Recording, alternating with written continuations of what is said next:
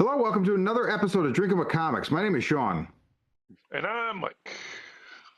And Mike, it's been 2 weeks, man. I am ready for a motherfucking beer. So we're going to drink some beer.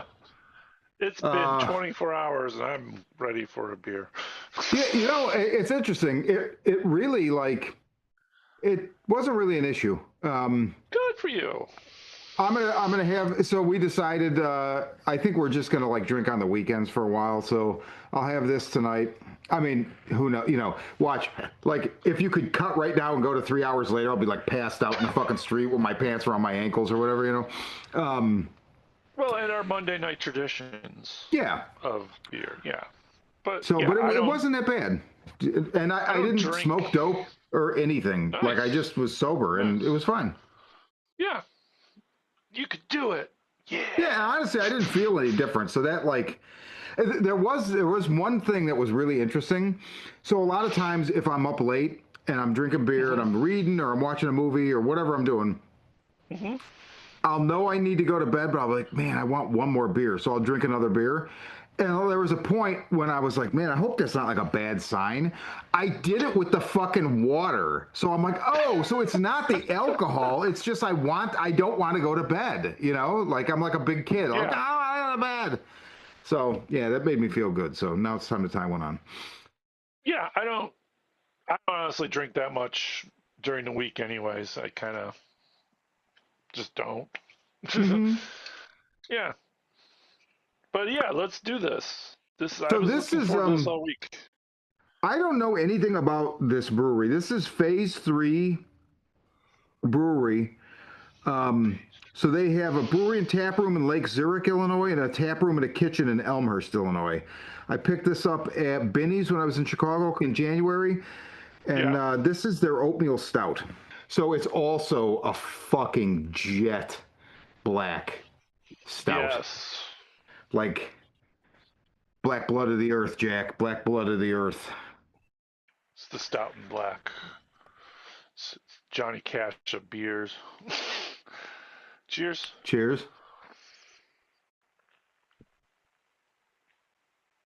See, this is when I really drink the most. It's like when we're together. Yeah, I have that effect on people, and people have that effect on me. Breakfasty. It's a standard oatmeal stout. Yeah. It's got a little smokiness, not a lot. Good texture. It's not as creamy as like a Guinness. No. You know what I mean? But some stuff is. Yeah, that's true. But it's very good. That's pretty fucking good, man. And speaking of dark beers that are brutally dark. Yes. So, first book we're going to talk about today. I am a big fan of That Texas Blood, which is an Image book by Chris Condon and Jacob Phillips. Jacob Phillips being Sean Phillips' son, who works with Ed Brubaker and Sean Phillips on. Yeah. So at some point, like 10 years ago, Jacob Phillips began coloring all of his father and Brubaker's, proprietary stuff. So The Criminal and all of the, and then he and Condon, and I think That Texas Blood was Condon's first book. Great fucking book. Can't recommend it enough. The first arc is good, but the second arc is where it's because it's got that Fargo, True Detective, okay, there's something more than, there's something extra normal going on here, but they never really nail it down, and they toe the line perfectly. Really good book. That hasn't been around in a while, though. There was a prequel 2 years ago, and other than that, I haven't seen it. So I was surprised when I keep forgetting, you told me this Vertigo is back, for better or worse. Yeah. And I don't understand how DC, the same way they name multiple things absolute to just confuse everybody. I don't know what the distinction between Black Label and Vertigo is at all. I don't either. I mean, Well, actually, you know what? That's not true. I think I did figure this out, and it's the way I figured it out is so the Tinian book, The Nice House by the Lake, was Hmm. a Black Label book. The sequel is out right now, being published. It's called The Nice House by the Sea, and it's a Vertigo book. So I think Vertigo is creator owned, and Black Label is anything that's like adult that has to do with their proprietary characters at DC. I think. That's kind of what I would put it at. I think like if it's a dark Batman story, it's going to be Black Label, Yeah, where exactly. Vertigo is just like a creator, quote unquote, maybe creator owned. I don't know the full extent of it, but along those lines. Yeah, But adult, not kiddie. yeah. Yeah, that'd be my guess. Yeah. So I saw a solicitation for a new book by them from Vertigo Hmm. called The Peril of the Brutal Dark, an Ezra Cain mystery. And I was looking forward to this. I mentioned it to you. Uh, Came out last week. What'd you think of it? Meh, Okay. meh, meh, meh. I give it, I give it three mehs. It's not bad. Okay. It's just, for me, it's like here's this character. I mean, it's a private detective gumshoe story. It's Gumshoe nothing. total. Yeah. It's it's the only groundbreaking thing is that no one does this anymore. Pretty much. Now it's kind of slowly going back with like Spider-Man Noir and Well, it's other an things. it's an entry in an existing trope Yeah, or genre that yeah. is less But popular these days. I'm assuming Ezra Cain is, I tried looking up online that this is his first book, right? So when I first saw this, I was like, "Is this a pre?" Like I wasn't sure because of the Yeah. kind of the like the title presents itself like there may have been other Ezra Cain mysteries. Yes. I The think there book kind may of be reads others. like it is, too. Like Yeah. it reads like, hey, old Ezra Cain's overdoing that thing y'all know and love. And it's like, I don't know Ezra Cain. What the fuck's he doing? Well, you do Why now. is he brutally Uh, dark? It was old school gumshoe. Yeah, but I don't like Ezra Cain himself didn't come off as interesting to me. There's nothing to make him stick out to me. There's no like something that makes him pop, something that makes him interesting. He's just a detective doing detective things in a detective world. I should have reread it with like a different voice and head so I can maybe enjoy it like maybe sound like Red Fox or Turn around Rip slow and give me Torn. a good reason not to shoot. See? Yeah, the one thing I really did love was the archaeology guys, and they Yes. come like, oh no, there's like some sort of booby trap automatons that just Yeah. break. Yes. Like they don't even So work. I was a little confused by that. So it's like starts in 1913 with like a dig in Greece, and these guys Yeah. find this like fabled room that one of them's been looking for, and the anvil of Hephaestus, and it's like Indiana Jones, right? Basically, Mhm. I mean, there's not an Indiana Jones character, but it's these guys digging for. They find this thing, huge, hidden room, and there's these suits of armor that then start attacking them, and then fall apart. Yeah. Proceed to just clank, clank, clank, clank, clank, like, oh no. And I like that. They're just like, oh no. Robots, basically. Like, nope, they don't work. Yeah, Something I would love to see that and more. That thing there was worth the price of admission alone for me because I would always love to see like Indiana Jones just like, oh no, and then oh nope, it didn't work. yeah, right. Big boulder comes down, but then it just turns into a little bitty rock. So that starts in Greece in 1913. Then it jumps to 1941 New York. We meet Ezra Cain on a job, and I mean you're right. It's pretty like I enjoy it. I like the genre. Um, it's pretty standard stuff. Like if Maltese Falcon kind of that's a pretty Yeah. good popular analog.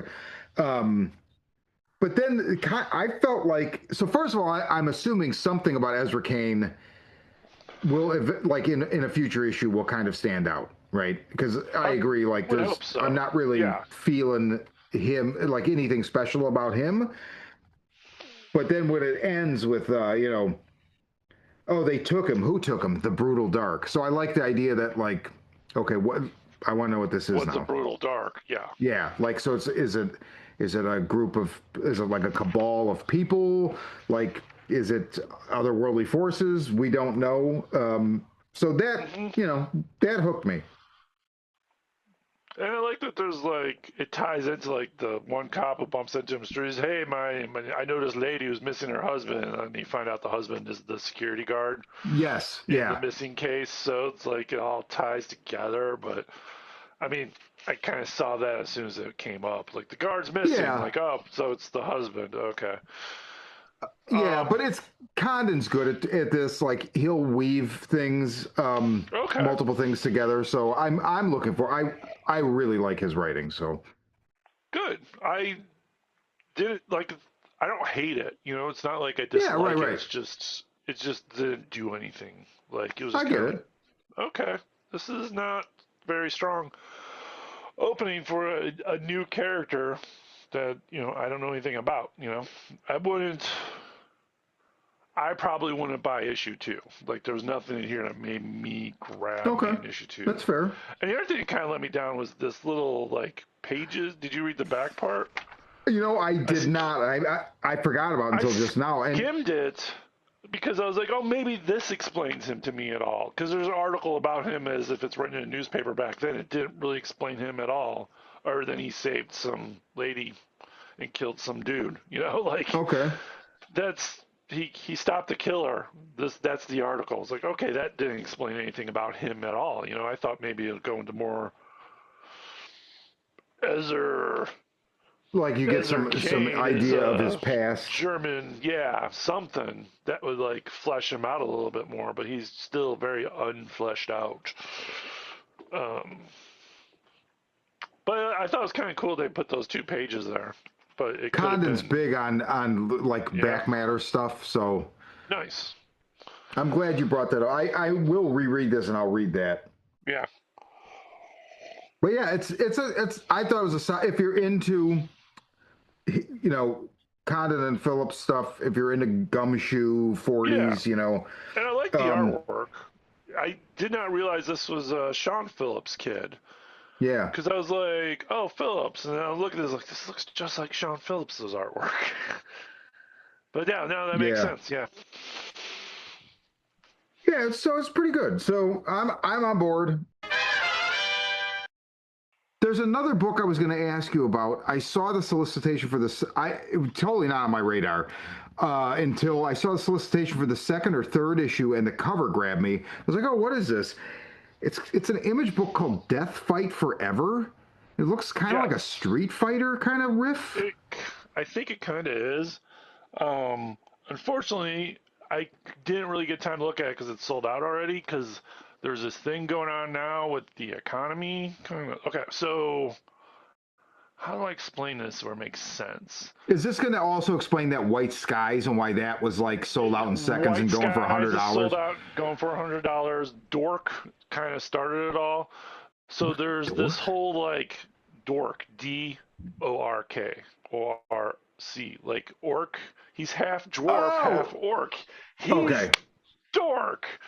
The second printing that comes out tomorrow this week, and um, I think it's already going for $20.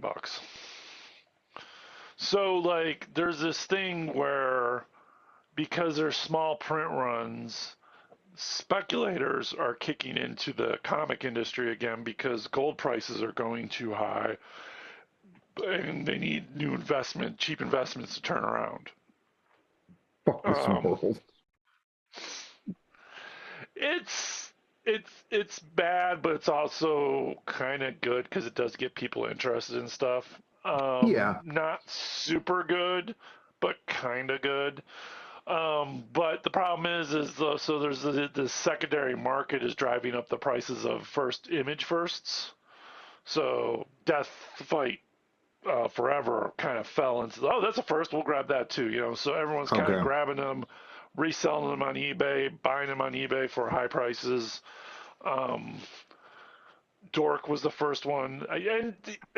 Honestly, like, I didn't read Dork. As soon as I heard about Dork, I was just like, oh, another geeky fantasy comic. I've seen 100 of these come out. None of them took off.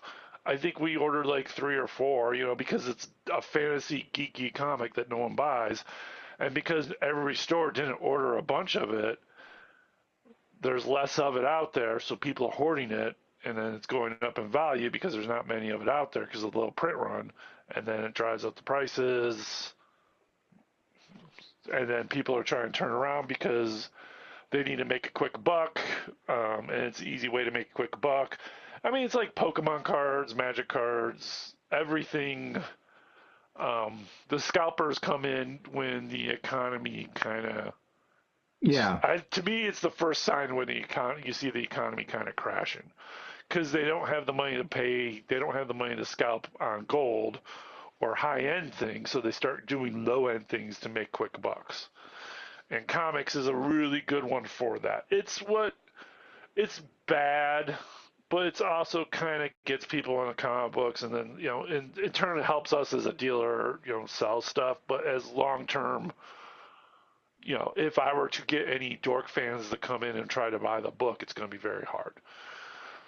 So it drives away, because no one's reading Dork; they're just buying Dork. It's speculation, So I know that, like, I overheard the guys at my shop telling somebody, I think, so White Skies, I think the second White Skies one was the second one to do that. Yes, that was this week, 2 weeks ago. Yeah. did the second issue of White Sky, or no, maybe it was the second something. They were like, yeah, that's sold out and is going for $100, but nobody gives a shit about the next issue. Like it just. So they won't buy the issue 2. Well, here's the thing: is like, if no one buys issue 2, if every store thinks issue 2 is not going to sell, and then issue 2 actually goes up for value, then they're not they don't understand it. It could go either way. Like, Right. that investment could go up. Right. But I read Sky's solicitation, which kind of reminded me of, like, not Walking Dead, but a Walking Dead vibe. And the whole thing I is heard like, Last of Us was the comparison I heard. Okay, Last of Us, but they're like, the skies are all white and everything's just white. It's like, I could see that as a TV show. So I could see the speculation on that one kind of going up a little bit, like, because there's the possibility of that being sold as a TV show, and then which, if it does, it goes up in price.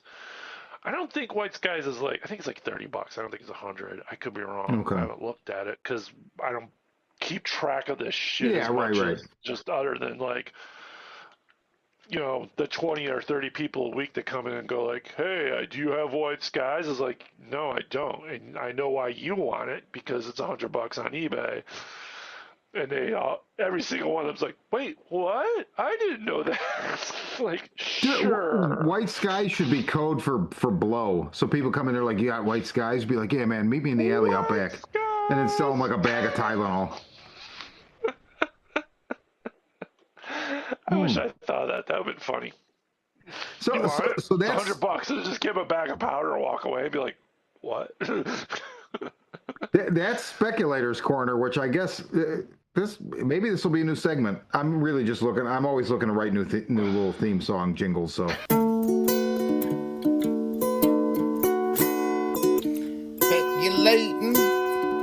speculating, driving up the prices, and you're masturbating. You ass, you motherfucker! You couldn't ruin the market. Okay, we're going to end here and then come back and talk about Marvel's May previews. This is Drinking with Comics. I'm Sean. I'm Mike.